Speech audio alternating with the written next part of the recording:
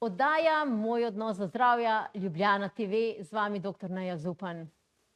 V tokratni oddaji bom gostila Mileno Matko, ki nam bo povedala nekaj o svoji prehojeni poti oziroma kaj me je sploh pripeljalo do tega, da lahko danes oziroma da bom sedela tukaj z dr. Nejo, o svojem življenju, o tem, kako svoja spoznanja danes delim z drugimi, in o tem, da se vse, kar se nam v življenju zgodi, da razrešiti in priti do končnega rezultata, do ljubezni do sebe. Poglejte to oddajo Moj odnos do zdravja, zato ker na koncu te oddaje Milena pove tudi največjo skrivnost. Kako začeti gledati in se spraševati o svojem življenju. Dobrodošli k ogledu.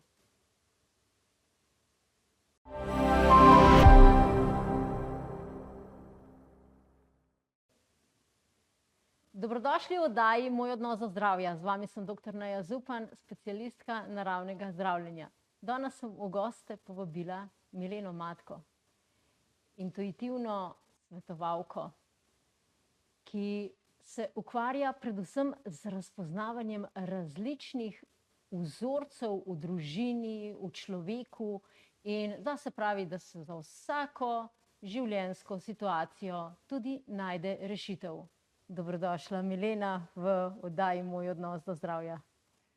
Lepo pozdravljeni in hvala, Neja, sploh za povabilo, da sem lahko danes tukaj. Ja, odlično. Mi je v čast, da se tudi v takih okoliščinah srečava. Jaz sem bila že enkrat pri tebi kot stranka in mi je bilo zelo všeč, kako smo postavljali mojo družino, moje odnose.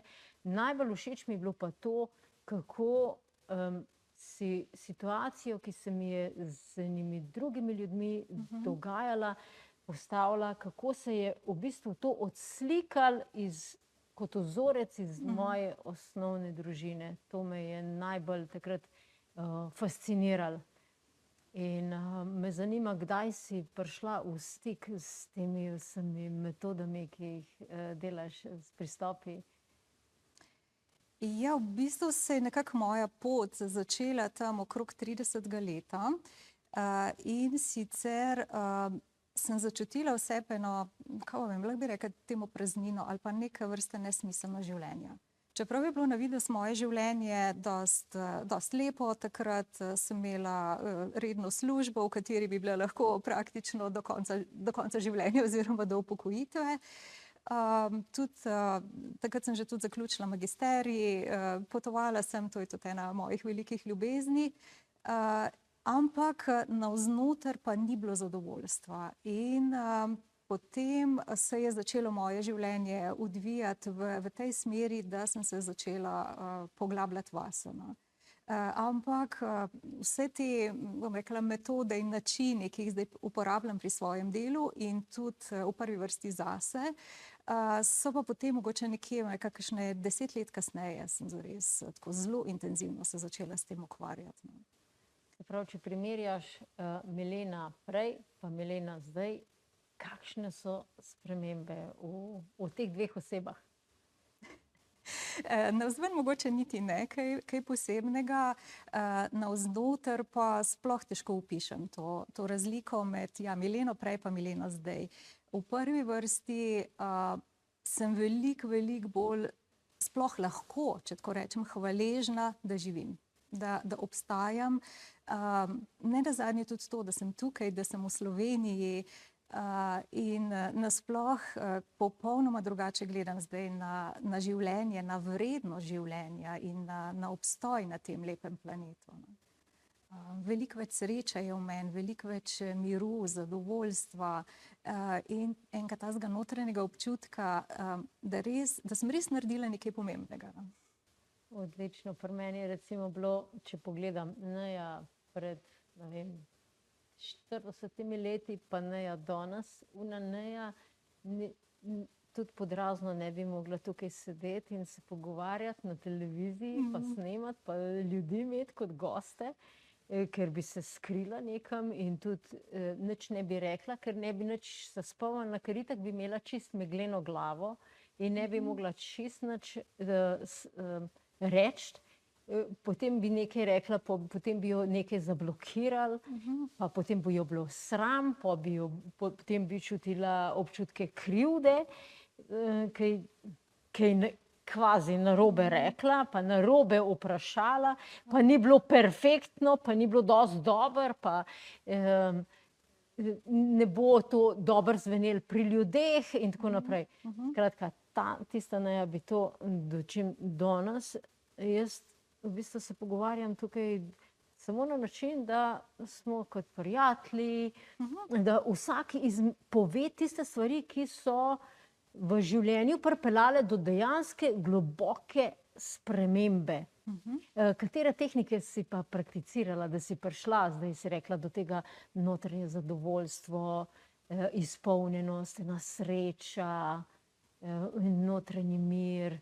Ker takrat, ko si začela pri svojih 30-ih, si rekla, takrat nekaj je manjkalo, nekaj ni bilo, čeprav je bilo vse.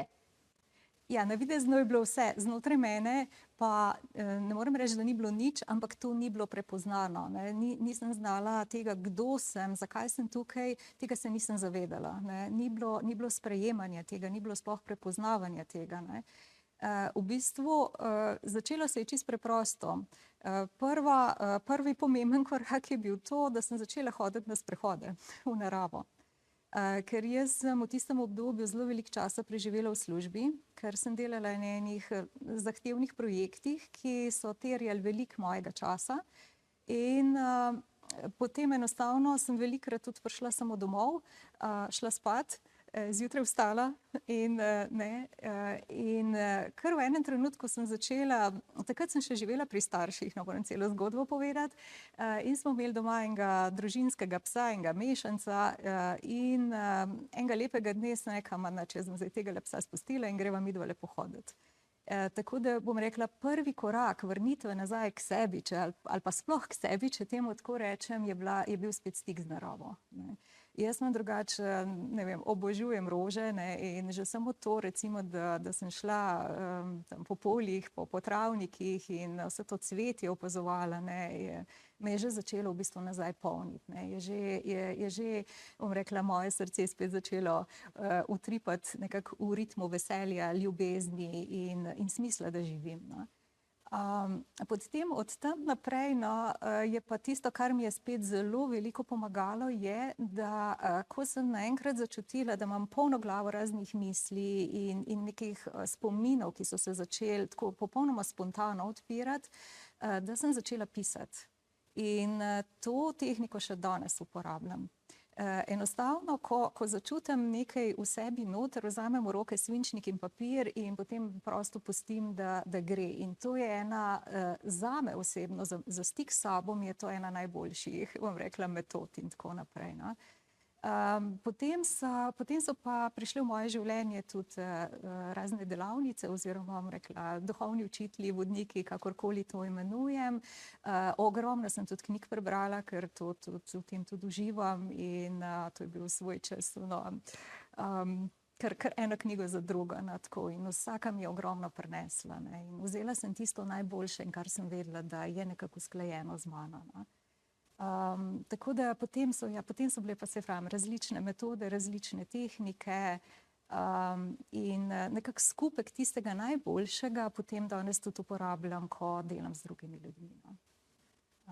Ker jaz moram tudi to reči, da jaz si nisem nikoli mislila, da bom sploh delala to, kar danes delam, da se bom kdaj ukvarjala, lahko rečem, z duhovnostjo, z alternativo, s tem, kaj naše duše šepetajo. To bi tudi lahko rekla, če bi primerjala staro Mileno pa današnjo, stara Milena bi rekla, biznis. Tiste je bila v biznisu. Ja, tako, sploh nikoli nisem pomislila. Jaz moram reči, ko sem šla na prvo delavnico, to je bilo še ono obdobje, ko ni bilo še niti mobilnih telefonov in sploh ne teh socialnih omrežij oziroma družabnih omrežij in tako. In vidim, mi je enkrat ena prijateljica prinesla en tak mali listek, že tako na pol zmečkan, in na njem je bilo vabilo na eno delavnico. In rekla, le, mogoče to pa zanimalo. In jaz potem tisti listek nekaj časa še tam doma premetujem, pa v enem trenutku sem rekla, saj nimam kaj izgubiti, grem jaz pogledat, kaj to sploh je, in sem si vzela dopust v službi, ker je bila večdnevna. No, in takrat v bistvu sem jaz prvič sploh prišla v stik z izrazi, kot so recimo duša, ne vem, zavest, ne vem, nevidni svet, in tako naprej, ne. Ker to je bilo zame čist nekaj nepoznanega, no, tako, ne. Tako da mi je bilo to pol, ja, ena taka zanimiva pot, ki se mi je začela sploh odvijati, ne. Se pravim, na začetku mi je bilo to vse, ne, in takrat ne bi sploh pomislila, no, se pravim, da bi jaz se kdaj. Ampak očitno si že takrat imela kar tako močno intuicijo, da si vseeno rekla, pa jaz pa grem, ne, pa pogledam, kaj zdaj to je, ne. Ja, jaz bom rekla, to notranje vodstvo imamo v resnici zelo, zelo močno, in lahko rečem tudi, da imam tudi res eno tako zelo močno angelsko varstvo, ali kakorkoli zdaj to imenujem, ker mi je že marsikdo rekel, pa a se ti sploh zavedaš, koliko moraš imeti ti močne zadeve, da si sploh še danes med živimi. Drage gledalke, cenjeni gledalci, po oglasih midve nadaljujeva z najinim pogovorom.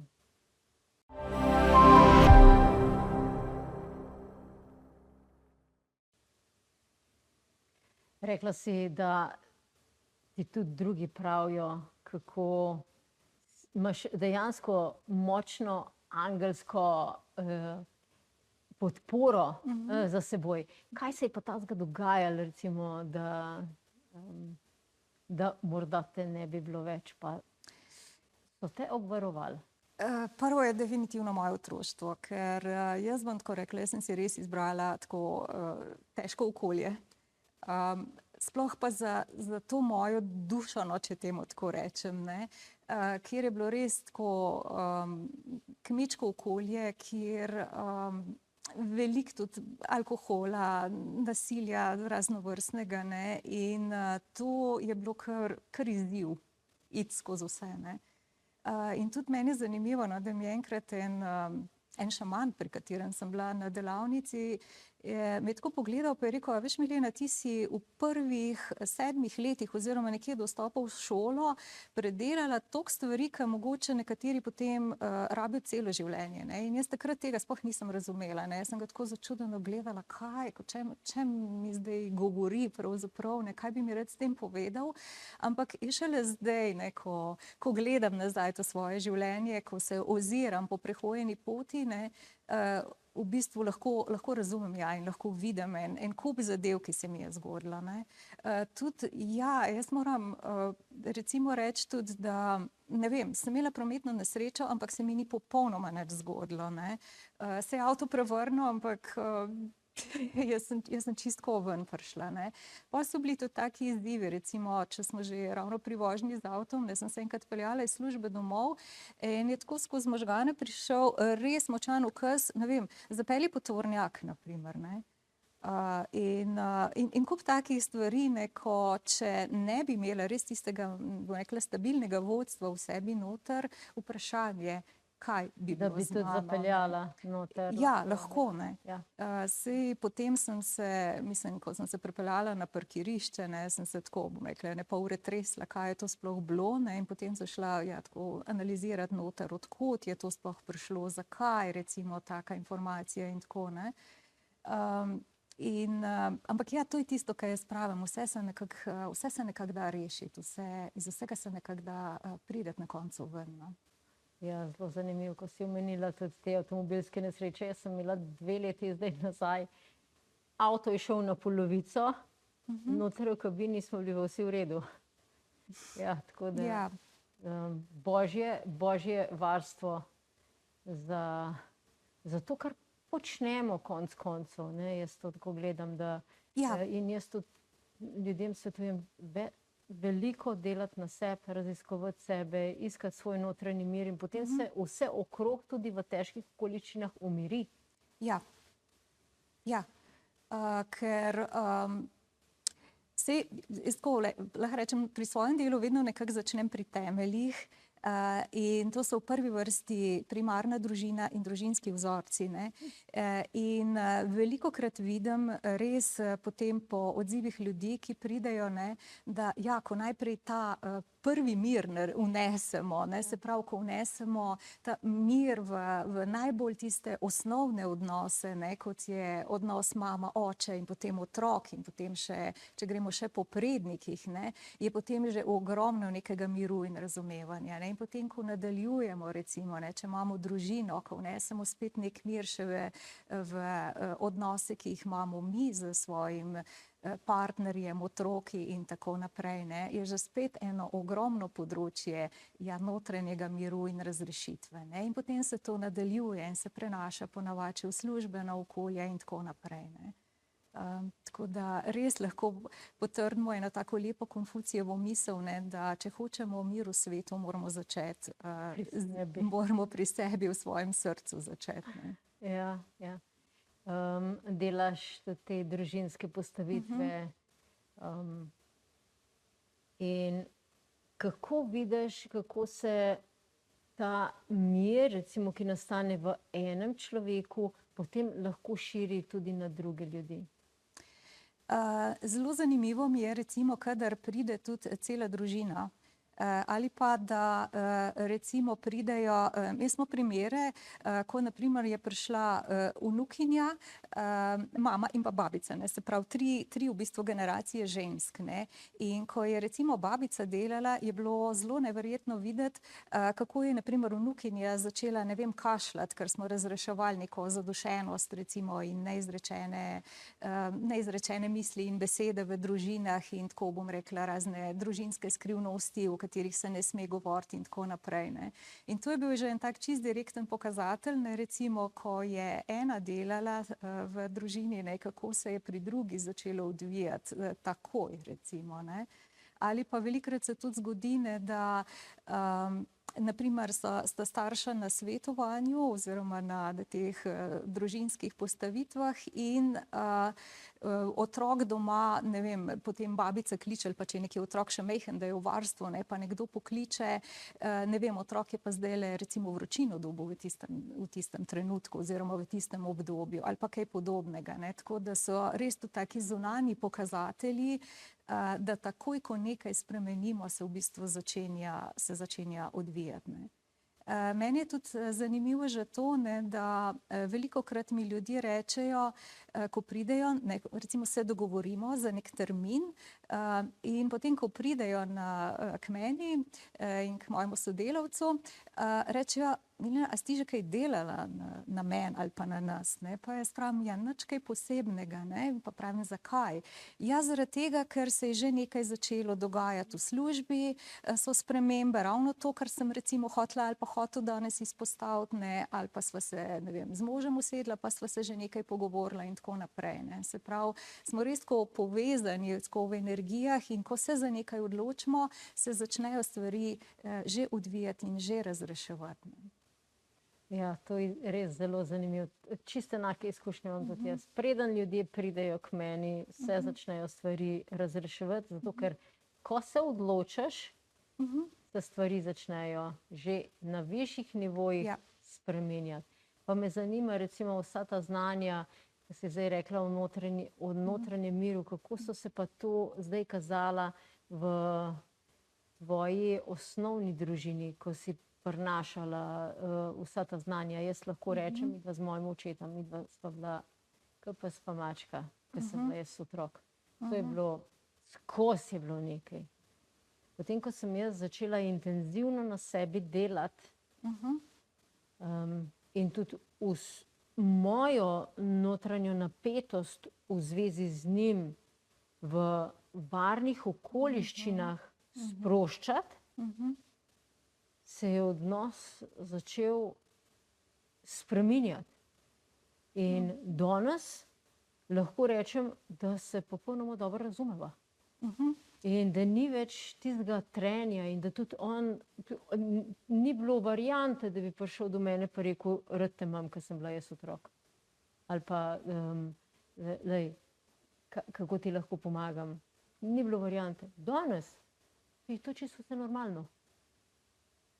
Ja. Kako je pa to pri tebi? Ja, pri meni je tukaj, bom rekla, zelo dolga in zanimiva pot, če tako rečem. Jaz moram reči, da ko so začeli iz mene res intenzivno prihajati vsi ti spomini na otroštvo, na vse tudi težke dogodke in tako naprej, da je postala zadeva tako intenzivna, da sem se popolnoma umaknila. Tako in tako sem se v tistem obdobju že odselila. In potem je bilo eno obdobje, ko me 7 let ni bilo domov in nisem imela nobenih stikov z domačimi, niti s staršema, niti z bratom ne. Ampak ko je šel ta najhujši val mimo, sem ta stik spet vzpostavila. Sploh so pa zdajle močne spremembe v zadnjem letu pa pol, ko je meni konec leta 23 je umrl brat. In sta v bistvu starša zdaj ostala sama in prej je on skrbel za njiju in zdaj je vse to nekako na meni. In moram reči, da so takšne spremembe, da tako kar še verjeti ne morem v bistvu, ne? Da smo lahko spet tak stik dejansko vzpostavili nazaj. In ja, imam kar malo solzne oči, ne. Koliko se da v bistvu, ja, samo z lastnim delom, tako, ne, ker v bistvu mama in oče ne gledata nič drugače na stvari, ne, in živita pač, lahko rečemo, v tem svojem svetu, ampak ta svet sem mogla jaz sprejeti čisto do konca in samo jaz v bistvu narediti svoj del, da imamo lahko zdaj res en tak odnos, ki bi si ga želela prej nazaj, če bi bilo možno, ne. Dragi gledalke, cenjeni gledalci, zdaj je čas za oglase. Lahko prevzamete na moji spletni strani www.nejazupan.si/iniciacija-energije moje brezplačno darilo za vas, 7 korakov za zdrav začetek dneva, kjer vam pokažem razne tehnike oziroma 7 tehnik, kako inicirate zdravo, svežo, dobro energijo že zjutraj, da vaš dan poteka tako, kot ste si zaželeli. Po oglasih pa nadaljujeva najin pogovor.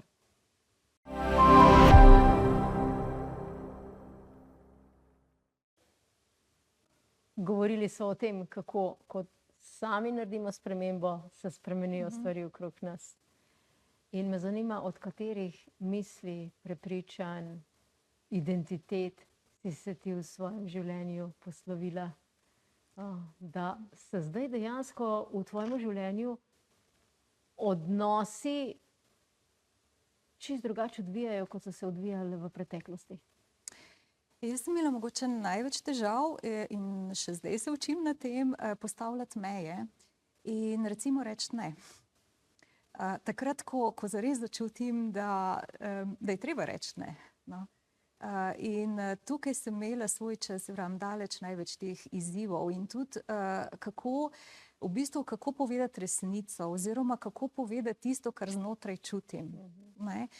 Ker tukaj sem bila v otroštvu recimo zelo velikokrat, bom rekla tako, utišana in sem se zelo dobro naučila, kako se prilagajati, kako biti popolnoma tiho, ali pa samo delno nekaj povedati ali pa povedati prilagojeno. Ne bom rekla ravno lagati. Prilagojeno, da bodo drugi lahko prenesli. Tako, da bodo drugi lahko prenesli ali pa sprejeli, ali pa da tudi jaz ne bom recimo kaznovana. Čisto iskreno, ne. In tukaj sem imela daleč največ izzivov in jih imam še zdaj občasno, ne. Še vedno vidim, kdaj se včasih kar malo ustrašim in še kar tako, okej, a lahko zdaj vse povem, ali je boljše, da sem, ne, še vedno tako malo previdna, pa še vedno malo tiho in tako. Tako da tukaj imam še izzive. Ja, to je zelo močna lekcija in jaz lahko rečem, z mojimi strankami, zelo veliko strank ima zelo podobne izkušnje, sploh žensk. Ženske so večinoma vzgojene v pridno punčko. Ja. Ne, bodi tiha, bodi pridna in spoštuj v bistvu tisto, kar okolje zahteva od tebe. Ne. Ni nujno zdaj, da samo starši, ampak praktično kdorkoli iz okolja. Ne. In tu vidim, da lahko rečem, da imamo tudi Slovenke tukaj prav na narodnem nivoju to zelo globoko zakoreninjeno. Ne. Tako, bodi pridna in delaj. Ne. Zelo, zelo imamo to v sebi noter, ker smo tudi izredno delovne ženske tako, in velikokrat preveč v bistvu. Ne. In tukaj ja, tudi je zelo velik izziv čutim. Ne. Kako v bistvu povedati to, kar potrebujemo, ali pa to, kar dejansko čutimo, ali pa to, kar je dobro tudi za druge, no, če tako rečem. Ne. Drugače pri delu pa velikokrat dobim prav tisti notranji občutek, koliko lahko osebi povem na drugi strani, ne? Ker ni vedno še čas. Ne?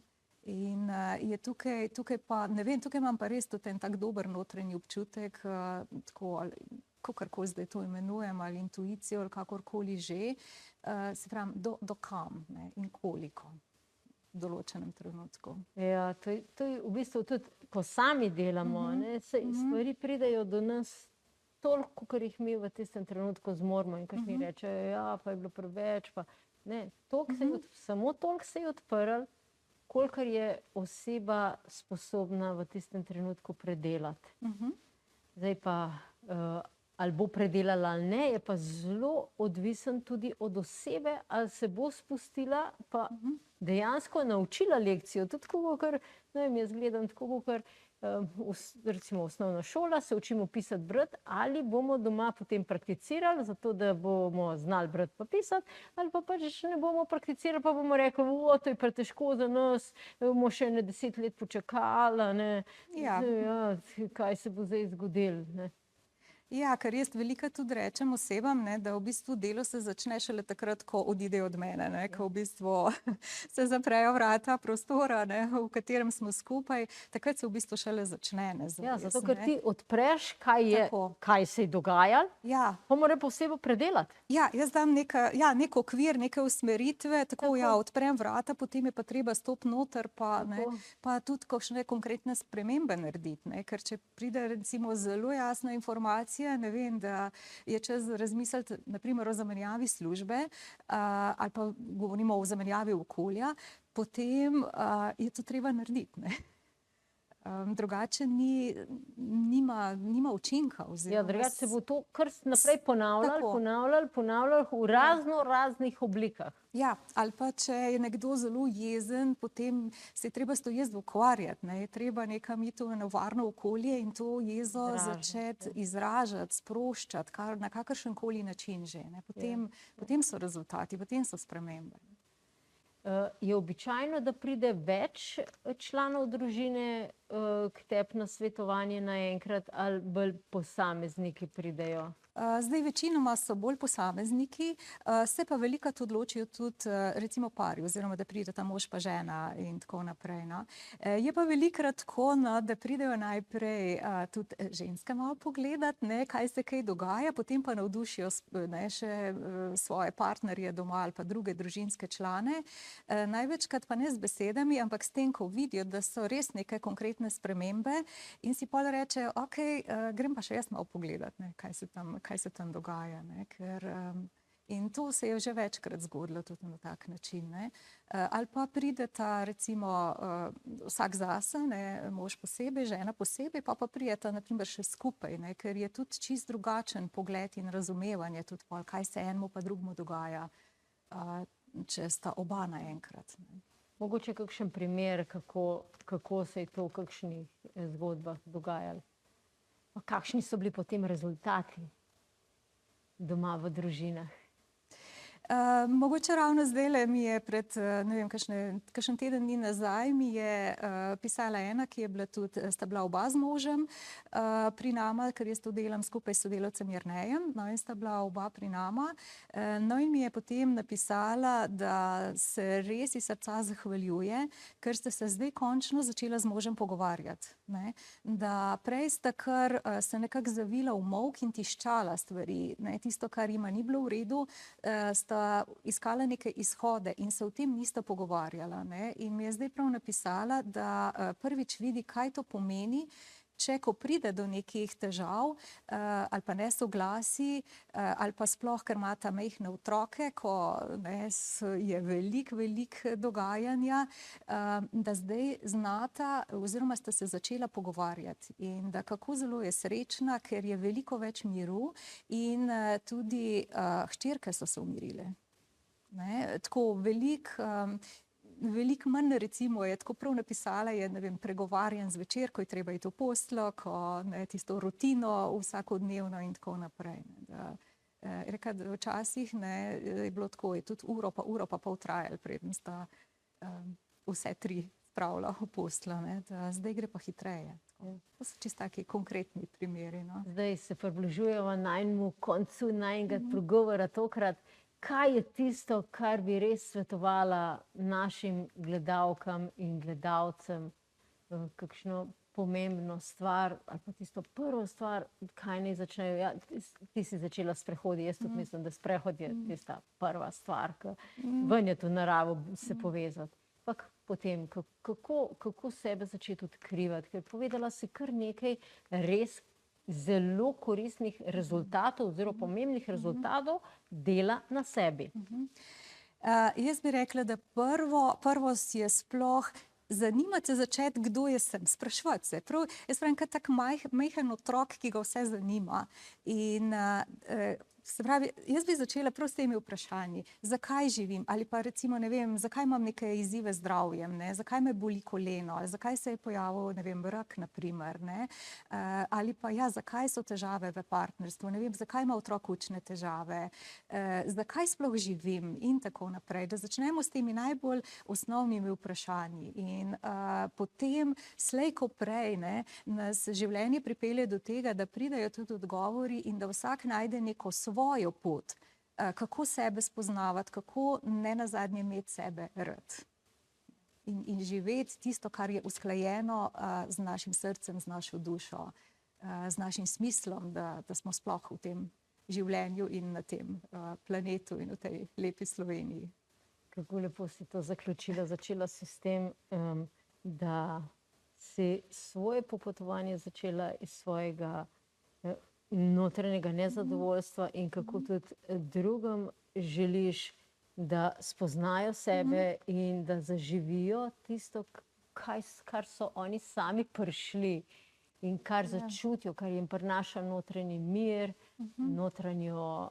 notranje zadovoljstvo in pol res vidimo lepoto. Ja, lepoto, ampak res lepoto tako v najbolj vsakodnevnih trenutkih in eno hvaležnost in eno spoštovanje tudi tistih najbolj težkih in, bom rekla, travmatičnih dogodkov. Ker včasih je res težko razumeti, zakaj smo bili, ne vem, kot otroci tepeni, na primer, ali pa zakaj smo bili mogoče celo spolno zlorabljeni, ali pa zakaj nas nihče ni imel rad in ali pa nas je, ne vem, nas je mama zapustila, na primer, ali pa karkoli že, ali če drugače rečem, zakaj se mi dogajajo hude stvari, kako naj zdaj živim s tem, ampak pridejo odgovori in potem je to, ko imamo eno tako širšo sliko, ko imamo eno tako širše razumevanje, potem se s tem da živeti oziroma potem vidimo res neko dragocenost v tem. Ni preprosto, ker je tudi veliko čustvenih nabojev vsem tem, ampak je en lep rezultat vedno na koncu. Se pravi, namesto obtoževanja v samo spraševanje. Milena, najlepša hvala za obisk v studiu Ljubljana TV kot gostja oddaje Moj odnos do zdravja.